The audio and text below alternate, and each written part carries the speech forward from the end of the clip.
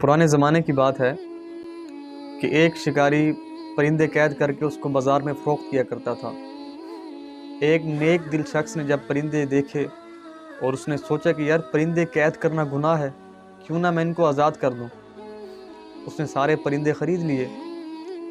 اب آزاد کرنے سے پہلے اس نے سوچا کہ یار اگر میں اس کو آزاد کر بھی دیتا ہوں تو یہ شکاری دوبارہ اس کو قید میں کر لیں گے، پھر اس کو فروخت کریں گے، کیوں نہ میں ان کو بولنا سکھاؤں۔ سارے پرندے وہ گھر لے گیا اور ان کو بولنا سکھایا کہ ہم نے سب سے پہلے باغ میں سیر کرنے نہیں جانا۔ اگر باغ میں سیر کرنے چلے بھی گئے تو ہم نے شاخوں پر نہیں بیٹھنا۔ اگر شاخوں پر بیٹھ بھی گئے تو جیسے ہی شکاری آئیں تو ہم نے فوراً وہاں سے اڑ جانا ہے۔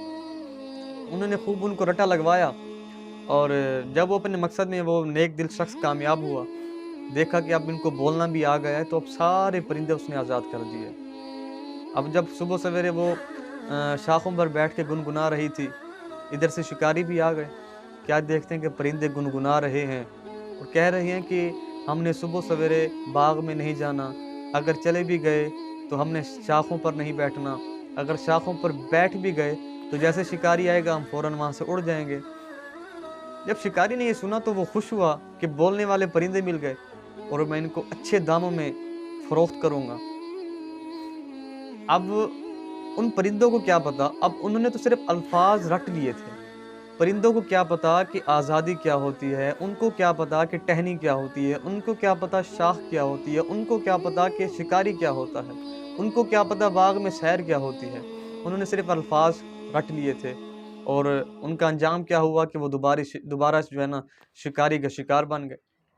تو آج ہمارا بھی یہی حال ہے کہ ہم قرآن پاک تو پڑھتے ہیں لیکن اس کا ترجمہ نہیں پڑھتے۔ جب ترجمہ نہیں پڑھیں گے تو ہمارے سینوں میں کیسے اترے گا، ہمیں کیسے پتہ لگے گا کہ اللہ پاک نے ہمارے لیے کیا کیا احکامات نافذ کیے، کس چیز کا اللہ پاک نے ہمیں حکم دیا، کس چیز سے منع کیا، کس چیز کو جائز قرار دیا، کس چیز کو ناجائز قرار دیا، کس چیز کو حلال قرار دیا، کس چیز کو حرام قرار دیا، کون ہمارا دشمن ہے، کون ہمارا دوست ہے۔ جب قرآن پاک کا ترجمہ نہیں پڑھیں گے تو ہمیں ان چیزوں کا کیسے پتہ لگے گا۔ تو بحیثیت مسلمان ہمیں خود بھی قرآن پاک پڑھنا چاہیے اور اپنے گھر والوں کو بھی قرآن پاک کی آیات اور ترجمہ تفسیر کے ساتھ پڑھانا چاہیے۔